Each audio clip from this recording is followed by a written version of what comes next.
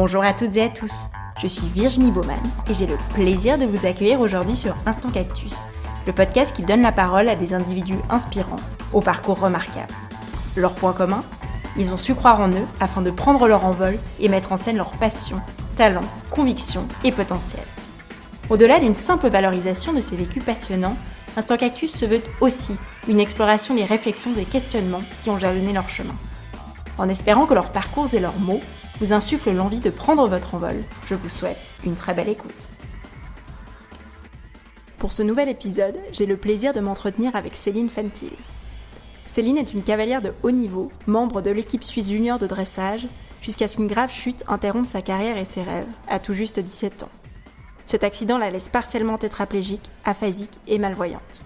Malgré son handicap, Céline prouve que tout est possible. Elle reprend le sport d'élite et concourt en paradressage, puis se convertit à la course à pied et pratique le sprint. Son parcours est une incroyable leçon de vie que je vous invite à découvrir dans cet épisode. Bonjour Céline. Bonjour Virginie. Merci beaucoup pour ta participation aujourd'hui, ça me fait super plaisir. Merci pour ton accueil. On va revenir en détail sur ton parcours, mais avant de commencer, donc j'ai évidemment lu pas mal d'articles sur toi, j'ai regardé aussi ton film Bicéphale, et en fait j'ai constaté que ton histoire semble commencer en 2008, le jour de ton accident, mais il y avait plein de choses avant ton accident, une enfance, une adolescence, beaucoup d'équitation. Qui étais-tu avant l'accident ? Je suis née à Genève, d'origine néerlandaise par mes parents, donc c'est ma langue maternelle également. J'ai appris le français à l'école, puis sont venues plus tard les autres langues, grâce au sport et à l'équitation notamment, puisque je commençais à monter à cheval, ou à poney plutôt, à l'âge de 6 ans. Et j'ai très vite accroché, c'est devenu une très grande passion. Au début, ma mère, en me mettant au poney, espérait que j'allais vaincre ma grande timidité et mon côté introverti. Le poney m'a beaucoup aidée et j'ai commencé à nouer des contacts avec mes camarades également. Puis j'ai grandi, j'ai très vite eu la chance d'avoir un premier poney, puis de passer à cheval, de commencer la compétition. Et c'est à l'âge de 12-13 ans que j'ai commencé vraiment à progresser, à monter de niveau chaque année, jusqu'à intégrer l'équipe nationale en junior de dressage quand j'avais 14 ans. Et du coup, le dressage et l'équitation, qu'est-ce qui te plaît dans cette discipline ou dans la relation aux chevaux ?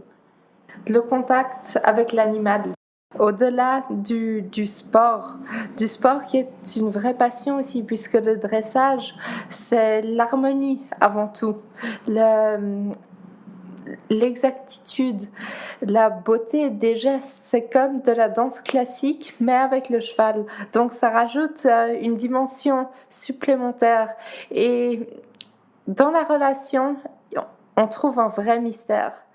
Mais peut-être pour parler de ma personne avant mon accident de 2008 qui a bouleversé ma vie, j'étais une adolescente, une fille comme les autres, sans réaliser ce que la vie était réellement. Je ne savais pas ce qu'elle signifiait, je l'ignorais. J'avais beaucoup de facilité, j'avais des très bonnes notes à l'école, j'avais jamais besoin d'apprendre, j'avais des bons résultats aux compétitions en équitation et finalement, je plaisais aux garçons. Donc c'était les raisons pour lesquelles les autres filles étaient très vite jalouses et c'était vraiment ma plus grande difficulté à l'époque. Et en 2008 est venu l'accident, je vais te laisser en parler. Oui, après 2 ans en équipe nationale en junior, je m'entraînais vraiment pour rejoindre le plus haut niveau. C'est là où je voulais aller. Et je préparais alors mes premiers championnats d'Europe en junior. Et j'étais allée à un stage d'entraînement en Allemagne pour me perfectionner avec mes 2 chevaux. Donc mon cheval de l'équipe suisse et un autre cheval plus jeune qui s'appelle Ziz.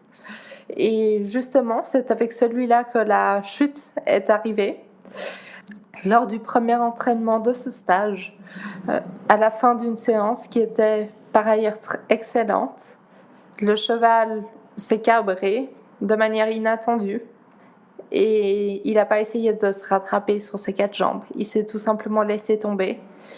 Et puis, étant bonne cavalière, ce qui était un désavantage malheureusement dans cette situation, je suis restée assise sur son dos et nous sommes retombés ensemble au sol. Directement inconsciente, je ne bougeais plus, je restais couchée par terre, tandis que j'étais plutôt une fille qui n'avait pas vite mal et qui se levait d'habitude très très vite. Donc mes parents ont vu la chute, mon frère aussi, toute la famille était là, ils pensaient tous que j'allais me relever. Mis à part que le cheval est tombé, c'était pas plus spectaculaire que ça. Je me suis bien pris une demi-tonne de muscles et d'os, donc c'est pas rien. Le cheval est tombé sur ma jambe gauche, la jambe est restée intacte, mais c'est la tête qui a reçu le choc. Donc très vite j'étais emmenée à l'hôpital, je suis passée au scanner IRM et le diagnostic était sévère, un traumatisme crânien.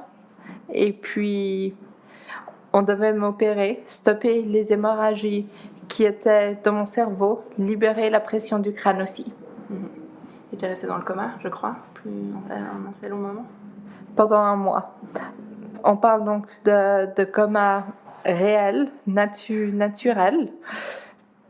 Un stade où on ne sait pas si le patient va se réveiller, ni quand, si ce sera après quelques jours, quelques semaines, quelques mois, années ou jamais. Et quand finalement tu t'es réveillée, qu'est-ce qui s'est passé, que t'ont dit les médecins? Alors je me suis pas levée d'un jour à l'autre comme si son réveil sonne tous les matins, mais ça m'a pris 2 mois. 2 mois qu'ils étaient complètement confus. D'ailleurs, les médecins l'appellent un état confusionnel. C'était en fait une période de semi-coma ou phase de réveil, tout simplement. J'étais pas là, mais certes vivante. J'étais pas présente, je ne m'en souviens pas, et ça en est la preuve que je n'étais pas consciente pour moi. Et pendant cette période, j'étais extrêmement agressive, colérique. Je n'étais pas de cette nature. Ce n'était vraiment pas moi. Et à ce moment-là, j'allais aux thérapies de temps à autre, même si je ne voulais pas trop y aller. On devait négocier avec moi comme avec un enfant, avec du chocolat. Et puis, en ce qui est des autres gestes, je ne pouvais plus faire grand-chose. Pour vous donner une idée, ma chambre à l'hôpital était composée de matelas au sol et contre les murs. Comme ça, je pouvais me lever en toute sécurité si j'allais retomber. Et encore, c'est un grand mot de parler de se lever, puisque je ne tenais même pas en équilibre assis à ce moment-là. Donc j'avais vraiment tout perdu, j'étais partiellement tétraplégique, malvoyante, même si je ne m'en apercevais pas encore à cette période-là. J'étais vraiment un légume, comme un cas désespéré qui voulait plus rien faire non plus, puisque les thérapies n'allaient pas porter ses fruits tant que je n'y participerais pas complètement et que j'y serais pas entièrement dévouée, et avec l'objectif de revenir à la vie. Et ce déclic-là, il est arrivé après 2 mois donc d'état confusionnel, grâce à ma maman. C'est à elle que je dois mon retour à la vie. Elle a décidé de me ramener à la maison pour un week-end. C'est pas beaucoup, bien sûr, mais c'était un grand espoir. Les médecins n'étaient pas tout de suite d'accord. Elle a insisté. Elle leur a dit que si ce n'était pas ce week-end, ce serait le prochain. Donc, quand j'étais à la maison, je ressentais la vie. Je voyais mes amis, mes parents qui savaient cuisiner mes plats préférés. Tout se passait presque comme d'habitude, à l'exception près que je dormais au salon, ne pouvant pas prendre les escaliers. Mes chiens étaient là. Mon frère tapait sur l'ordinateur pour communiquer par message, par Facebook à mes amis et je lui disais quoi écrire. Donc, tout le monde était là pour moi et m'aidait puisque c'était un retour en enfance et je devais à nouveau grandir, mais très vite. Mais surtout, à la fin de ce week-end, j'ai eu la chance de revoir mon cheval. Pas celui avec lequel j'ai eu la chute, mais mon autre cheval, La Fontaine. Et il m'a donné beaucoup d'espoir. Au point que la semaine d'après, j'ai retrouvé la conscience. J'avais un sentiment à nouveau. Je savais qui j'étais. Je savais qui j'étais sur mes jambes, sur terre, on va dire. J'avais à nouveau conscience de mes sensations. Et depuis là, j'avais surtout retrouvé la motivation. Et surtout pour ma mère, pour ma famille et pour mon cheval. Donc depuis là, j'ai travaillé dur tous les jours. Je voyais à l'époque un long tunnel noir et sombre qui allait loin. Mais pour moi, chaque progrès, même s'il était petit, puisque pour moi, il pouvait s'agir simplement d'arriver à lever un petit peu une main ou le coude, ce qui n'était pas grand-chose pour les médecins. Ils disaient qu'il y avait encore tellement de chemin à faire qu'ils ne considéraient presque pas un simple petit progrès comme celui-là. Mais pour moi, c'était déjà immense. Ce petit progrès, j'allais vraiment m'en servir pour moi comme un tremplin pour aller encore beaucoup plus loin, pour être motivée, pour avoir envie de fournir de plus en plus d'efforts, puisque le chemin était long et allait encore être très très très long, puisque les médecins, à ce moment-là, ils ne savaient pas encore si j'allais pouvoir remarcher un jour, si j'allais pouvoir parler à nouveau plus ou moins correctement un jour. On était dans l'inconnu.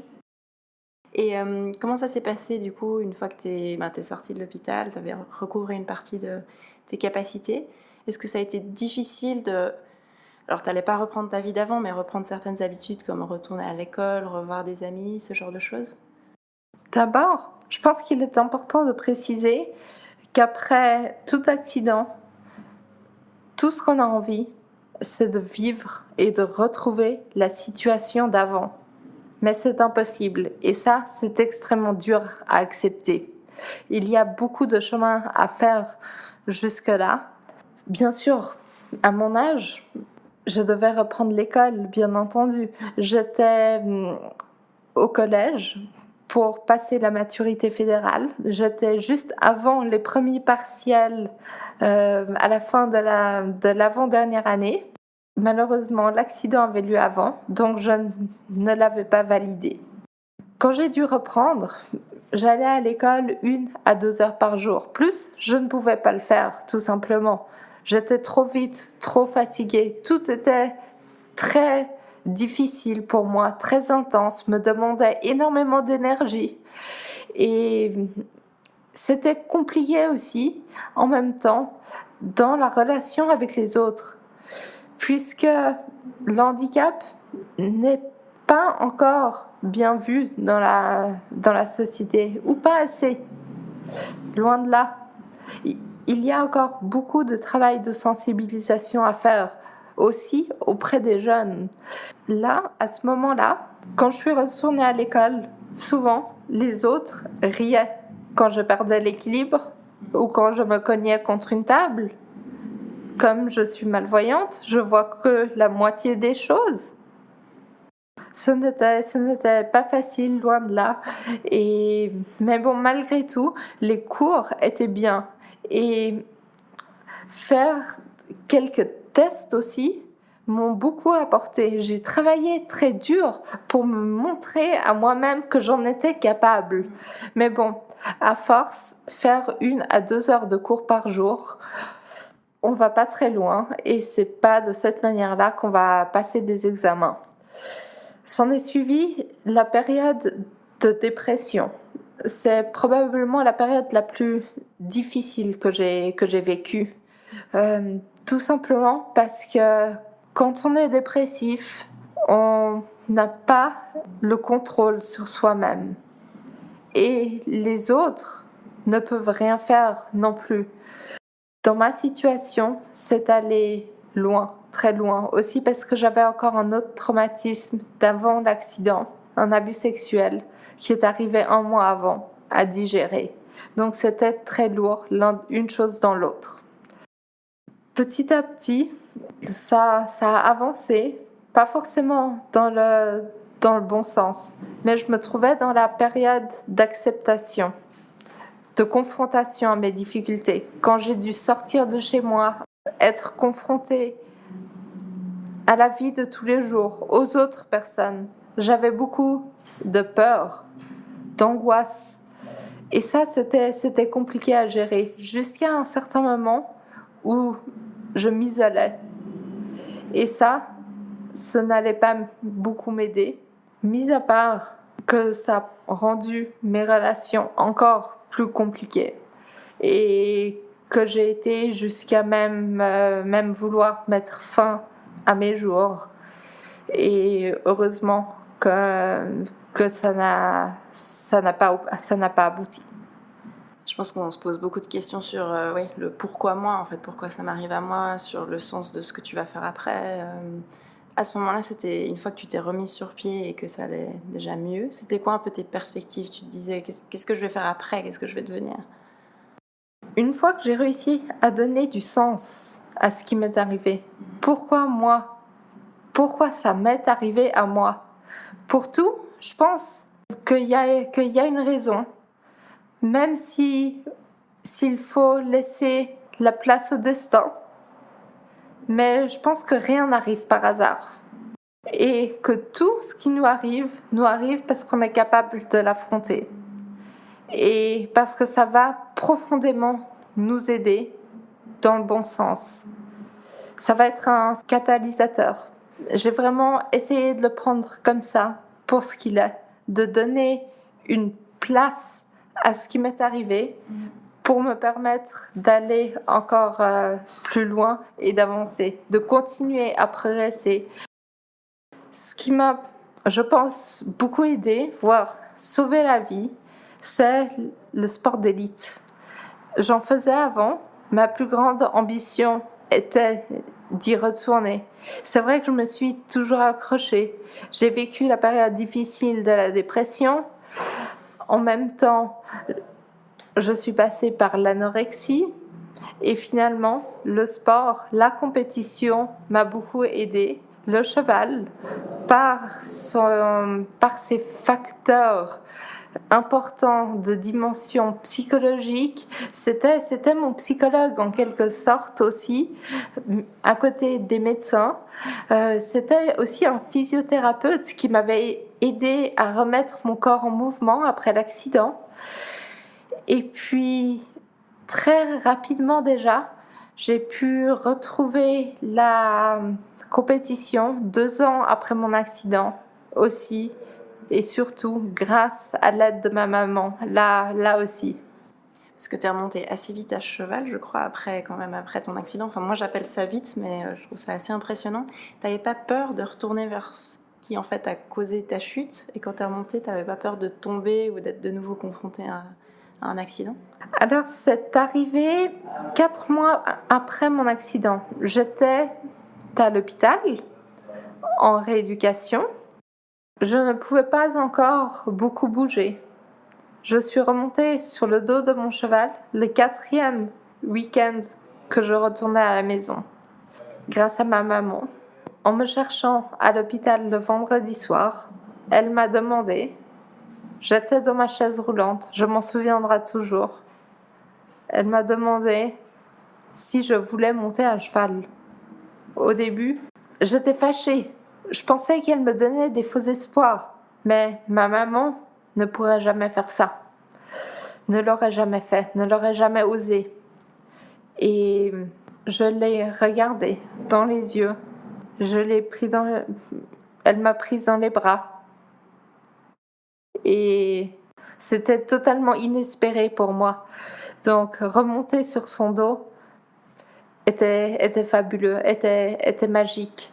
Je n'aurais pas pu m'imaginer un instant lui en vouloir, avoir peur de remonter dessus, de renouer tout simplement la relation que j'avais avec lui.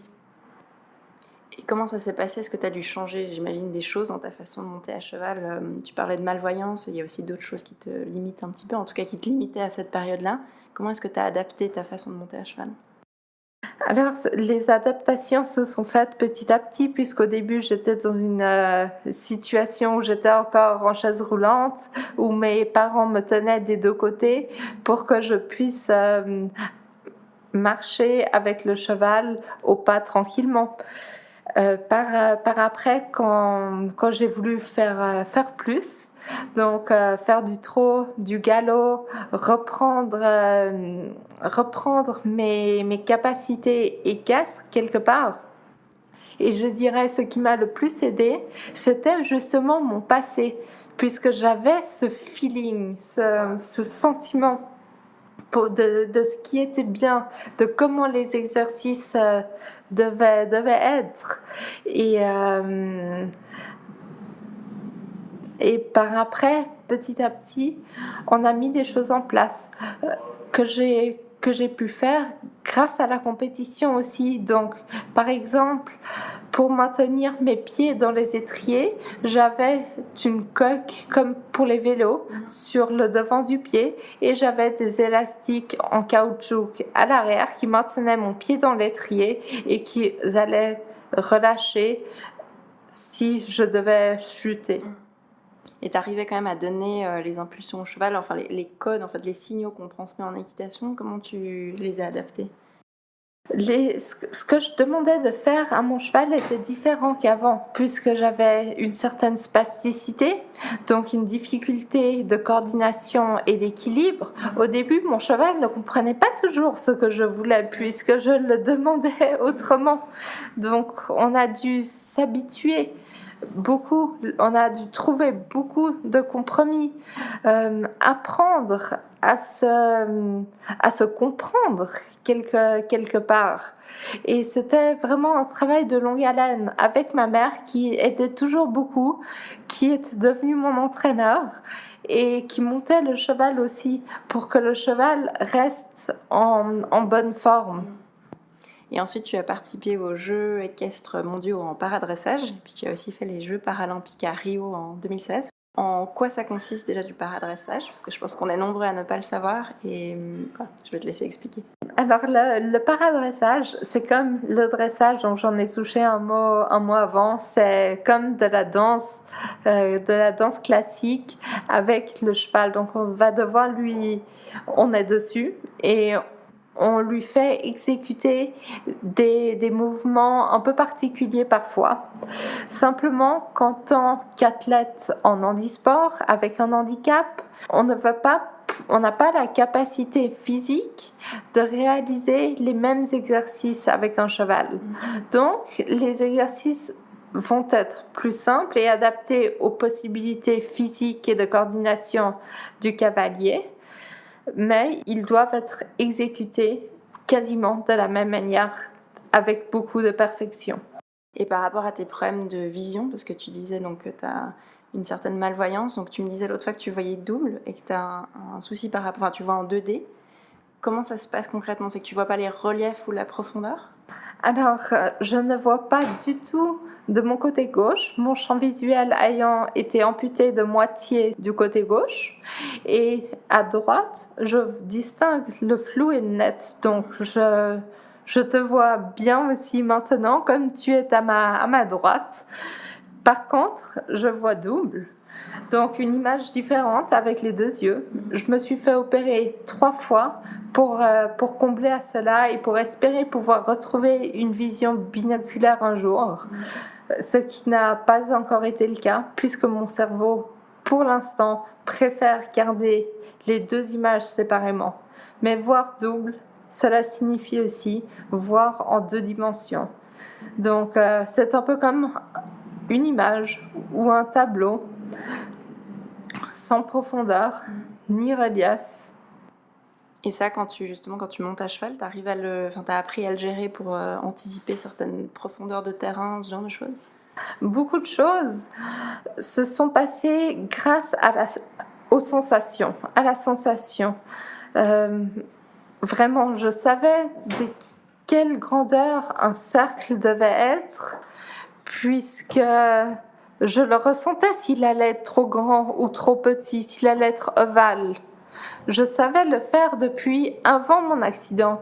C'est pour ça que je disais que mes expériences passées allaient être un grand allié. Mais pour les compétitions qui doivent être exécutées, où les mouvements doivent être exécutés à des endroits précis, j'avais le droit à l'utilisation d'un guide qui m'indiquait où je me situais dans le paddock. D'accord. Et en 2016, donc, tu as participé aux Jeux paralympiques. Donc tu réalisais d'une nouvelle façon ton rêve d'enfant, qui était de participer aux Jeux. Ça devait être incroyable ce jour-là, non, quand tu t'es retrouvée à Rio? Ça l'était. C'est pour moi inexplicable, difficile à mettre des mots dessus, même si je devais rester dans l'instant présent, puisque je devais performer à ce moment-là, le jour J, et il n'y avait pas d'autre option. Donc la performance, c'était ça avant tout. Mais j'ai essayé au maximum d'être une éponge, d'assimiler le plus d'informations possible et d'apprendre, puisque c'était pour moi comme un premier pas qui allait me mener encore beaucoup, beaucoup plus loin.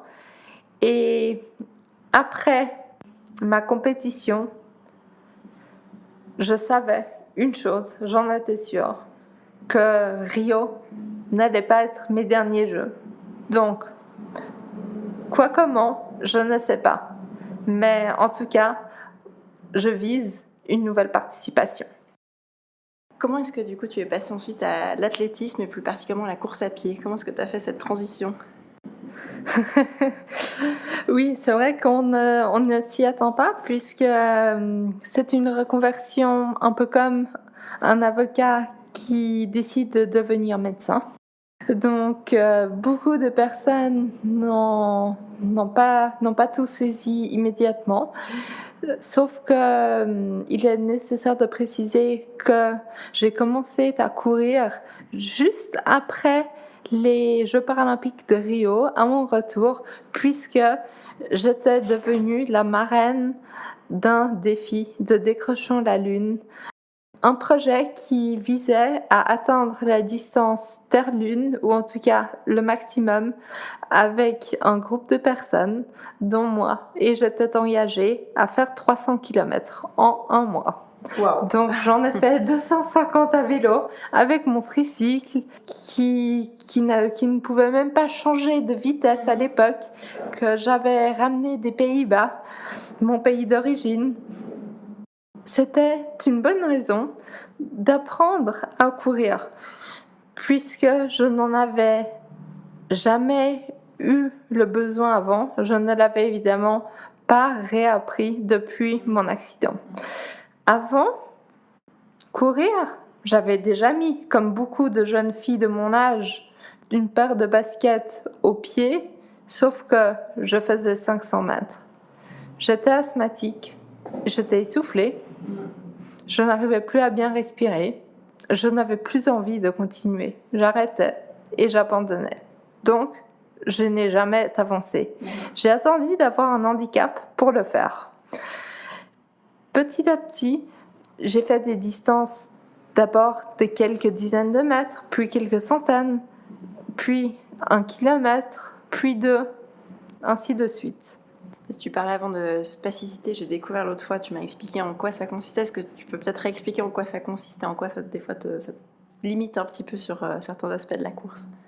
J'ai des difficultés d'équilibre et de coordination et en plus, cette spasticité, c'est des mouvements involontaires que je ne contrôle pas. Donc par exemple, si mon genou ou mon pied ne veut pas se lever du sol, ils ne se lèveront pas et ils resteront immobiles, fixés au sol. Et pour courir, ça va être difficile de le faire. Ouais. Ça va être très très compliqué. Quand on marche, c'est pas encore très grave. Je perds l'équilibre, c'est tout, ça s'arrête là. Quand je cours, je risque la chute. Et si je cours encore plus vite, ça peut être plus grave. Je l'ai vécu. Mais pour commencer, après ce mois, ou bien en 1 mois, j'avais l'objectif de faire symboliquement, purement symbolique, les 10 km du Lausanne Marathon. Je m'y suis préparée. Je me disais que ce serait pas mal de le faire en 60 minutes, symboliquement là aussi. Finalement, avec mon guide, nous les avons réalisés en 55 minutes. Je ne savais pas du tout ce que ça voulait dire, ce que cela signifiait, si c'était bien ou pas. Je l'avais simplement fait pour moi. Mais beaucoup de gens, d'amis, de personnes que je connaissais à peine m'en félicitaient parce qu'elles voyaient que j'avais de la peine à me déplacer, que j'avais de la peine à marcher, que je courais avec un guide. Donc elles étaient impressionnées et finir aussi rapidement était pour elles d'un vrai respect envers moi. Donc ça m'a motivée. Et finalement, j'avais appris à courir, ça n'était pas pour rien. Alors je me disais, bon, allez, en tant que genevoise, je dois participer au moins une fois dans ma vie à la course de l'escalade. Évidemment. Donc, je m'y suis préparée. J'ai couru à tous les entraînements de la course, puisque les membres du Stade Genève qui accompagnent, toujours l'un d'entre eux était d'accord de courir avec moi et de faire office de guide. Donc pour ma sécurité, c'était très important. Aux entraînements aussi, comme je ne voyais pas les personnes autour de moi et je ne vois pas si la route, si ça monte, ça descend ou s'il y a un trou par exemple. Donc c'était vraiment d'une très grande aide. À l'escalade, cerise sur le gâteau, je cours en moins de 25 minutes pour les 2 tours. Donc, je pouvais même, dès l'année suivante, participer dans les courses escalade élite. Donc, c'est une étape que beaucoup de sportifs ont pour objectif à cette course. Donc, y arriver, c'était une surprise pour moi, également une bonne chose. Mais après, comme émotionnellement, j'ai vécu des périodes aussi plus ou moins difficiles, aussi des remises en question, aussi avec l'école. J'avais commencé les études à l'université, bien entendu sans maturité, on en a parlé avant, mais j'avais négocié cette place, cette possibilité-là qu'on m'a finalement donnée. Donc, j'en suis infiniment reconnaissante et je remercie aussi ici les personnes qui me l'ont permise. Et après l'escalade, donc tu as décidé, tu t'es dit je vais quand même continuer en élite, enfin c'est devenu un peu un objectif en parallèle à l'équitation? Pas tout de suite. 2017, d'abord c'est l'accident à ma maman. Accident avec le cheval aussi. Elle était à l'hôpital, à semi-sédatée pendant 3 semaines. Donc c'était long, c'était difficile. J'ai repris la place qu'elle prenait dans ma vie jusque-là. Donc j'ai tout fait pour elle, ce qu'elle faisait pour moi. Pendant 1 mois, j'ai quasiment vécu à l'hôpital. La chose faisait que j'habitais à 5 minutes. Donc, heureusement, je pouvais souvent être là et m'occuper des chevaux à la fois, puisque j'allais monter à cheval très tôt le matin, à 6 heures, pour être à ses côtés dès l'ouverture aux personnes externes des soins intensifs dès que j'avais la possibilité d'y rentrer. Et puis là aussi, c'est moi qui a emmené ma maman à nouveau vers mon cheval pour reprendre confiance. Et aujourd'hui, c'est même devenu son métier en tant que coach d'équitation. Pour moi, cette période-là n'a pas été évidente, mais je me devais de continuer l'équitation au plus haut niveau. Rien que pour ma mère, je voulais y arriver, lui montrer que j'en étais capable grâce à ce qu'elle m'avait appris. Et là, je me suis qualifiée pour mes championnats d'Europe, qui seront les derniers, parce que à ce moment-là, je me suis remise en question. Au début, je me suis dit non, je dois me concentrer sur la performance. Et après, comme la course à pied prenait de plus en plus d'importance dans ma vie, j'étais par ailleurs devenue la marraine des 20 km de Genève. Que tu as couru aussi, je crois. C'est juste. Que j'ai couru pour la première édition. C'était une nouvelle course en 2017. Mais justement, pour pouvoir les courir, après les championnats d'Europe, je me suis donné 2 mois où je n'allais plus monter à cheval, puisque ma mère pouvait reprendre le relais à ce moment-là. Et où j'allais m'accorder ces 8 semaines pour courir seulement et me consacrer pleinement à ça. Donc, j'ai fait les 20 km, une nouvelle course d'escalade, des nouveaux bons résultats. Avec tous les compliments que je recevais, je ne pouvais pas rester indifférente. Pour moi, je remarquais que j'aidais en fait les autres personnes, je les inspirais quand elles me voyaient courir péniblement en perdant un petit peu l'équilibre et avec un guide qui me disait comment le sol évoluait, s'il fallait aller à droite ou à gauche. Les personnes ne pouvaient pas rester comme elles sont. Elles se sont dit elles-mêmes, si elle peut le faire, moi aussi. Donc, je vais donner encore plus de moi-même. Et ça, c'était une victoire en soi pour moi. C'est important pour toi de transmettre effectivement, puis de partager ton histoire, ton expérience et de sensibiliser aussi et d'encourager l'inclusion.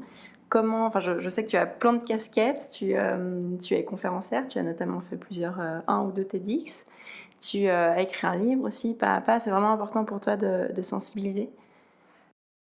Toucher les gens, les aider. Enfin, c'est vraiment juste aider les autres, pouvoir les inspirer, leur transmettre la volonté de travailler dur, la motivation, l'envie d'atteindre ses objectifs. Ça, c'est très important pour moi. Et c'est même ce qui m'a motivée vraiment dans la course à pied, au point de me remettre vraiment en question pendant les vacances de Noël à la fin 2017, pour ensuite, début 2018, annoncer ma reconversion. Mais comme les fédérations étaient les mêmes en équitation et en athlétisme, donc en sport handicap, il fallait communiquer délicatement.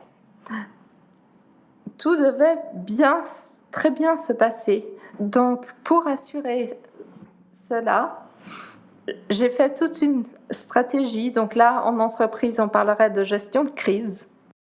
Le sport m'a appris beaucoup de choses aussi au niveau de la gestion du management, des RH aussi, et de toutes les autres facettes que l'on retrouve en entreprise.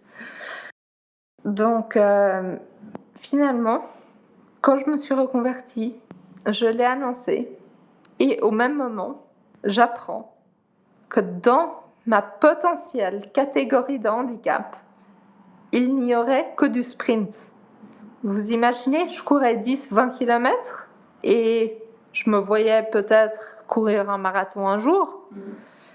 Et finalement, j'ai terminé sur le 100 et le 200 mètres. Ce n'est pas du tout la même chose, pas la même technique.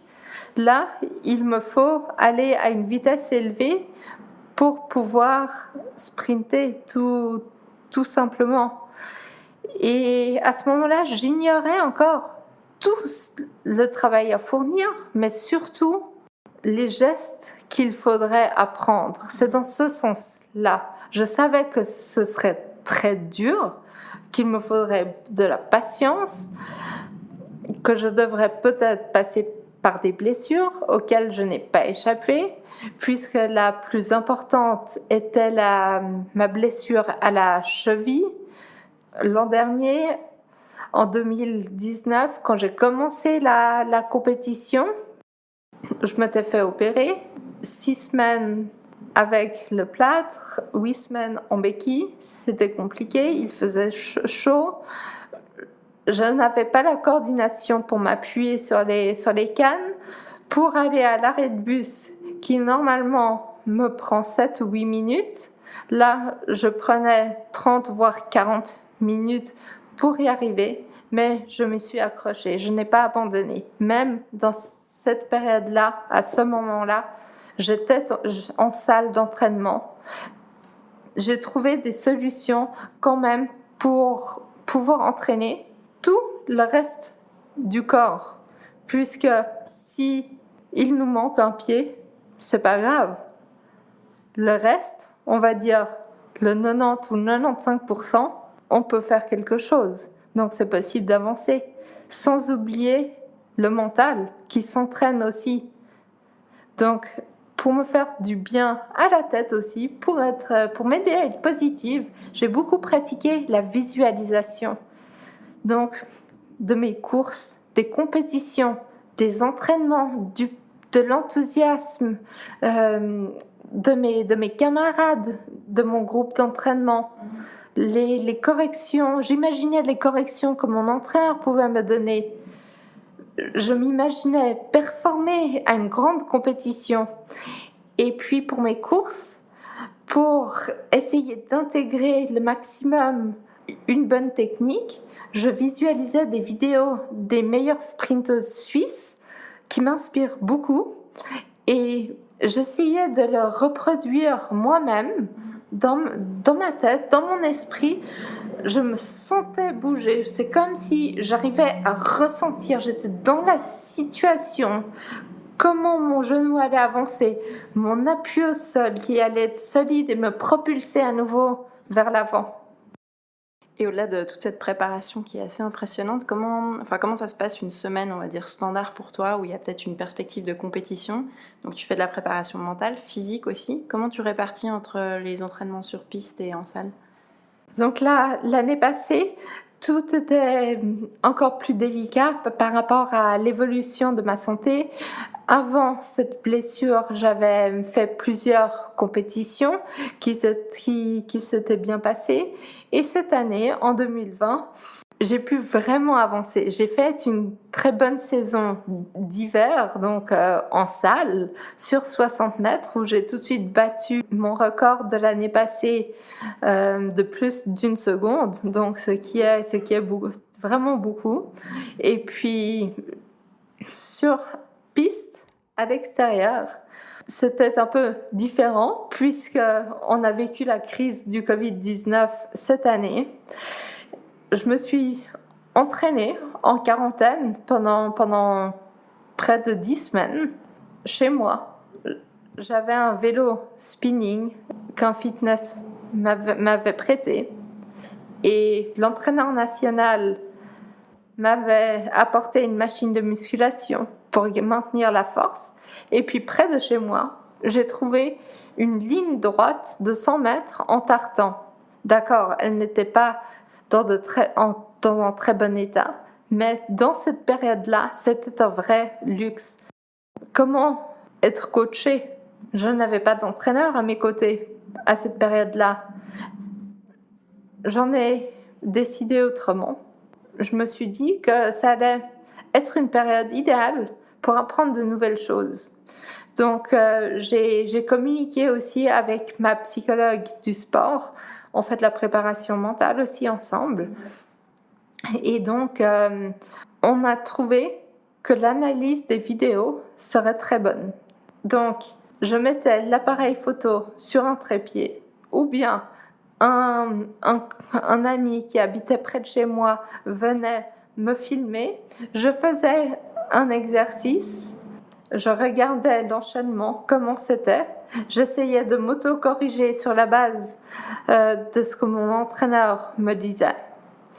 et j'essayais de l'améliorer. À la fin des séances, j'envoyais quelques vidéos seulement à mon entraîneur pour avoir son retour, son retour spécifique, technique, qui m'a vraiment beaucoup apporté.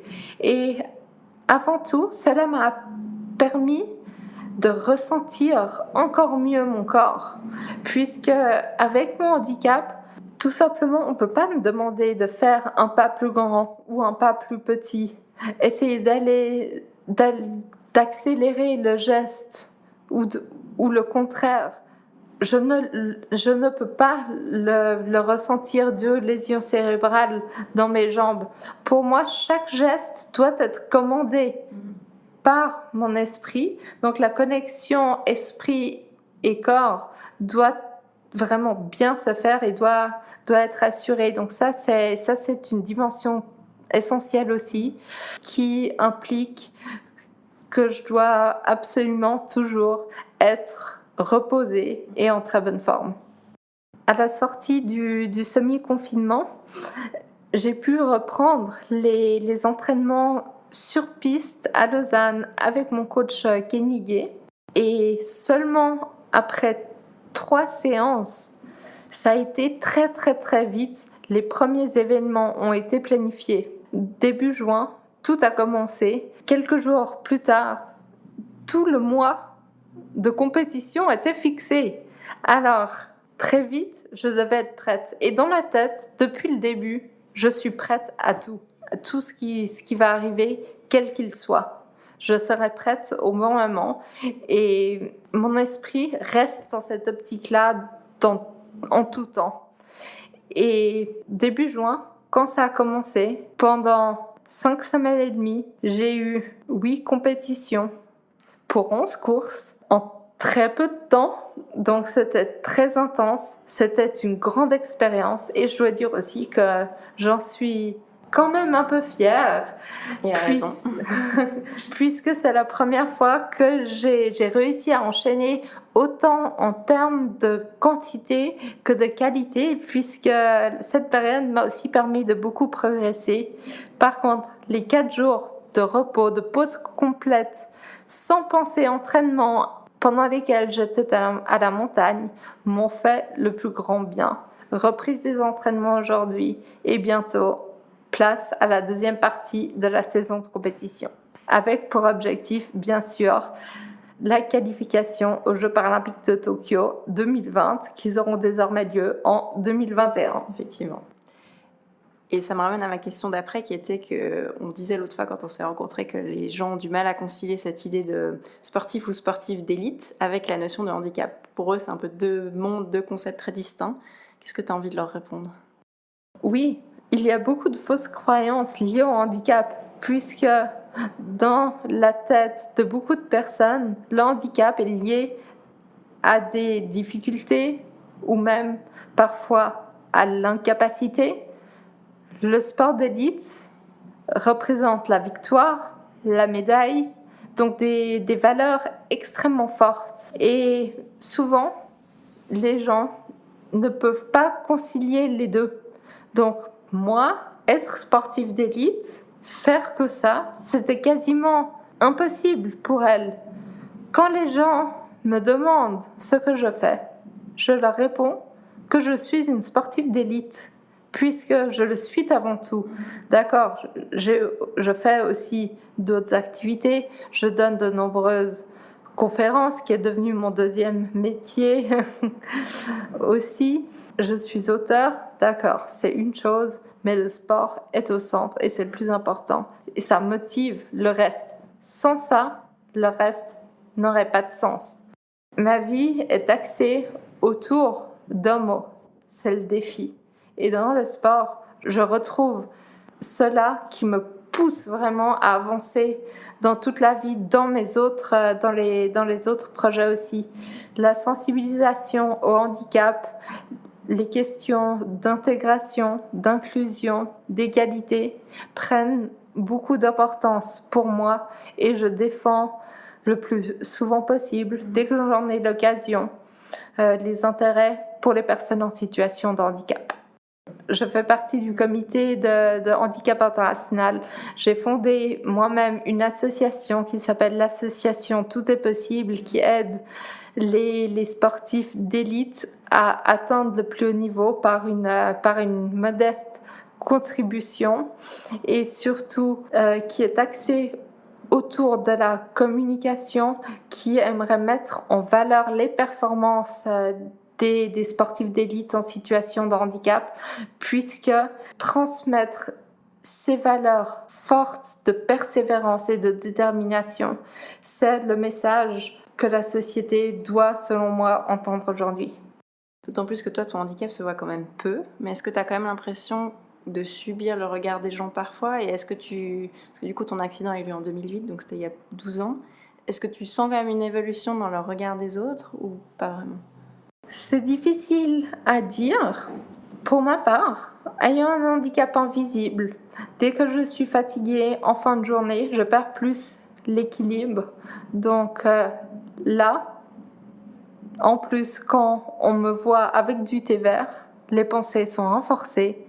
Bien sûr, on pense que j'ai bu un verre de trop. Mais cela n'est pas très important pour moi puisque les personnes ne le savent pas, ne peuvent pas le voir. Je ne suis pas en chaise roulante. Et les personnes ne connaissent pas forcément le handicap invisible.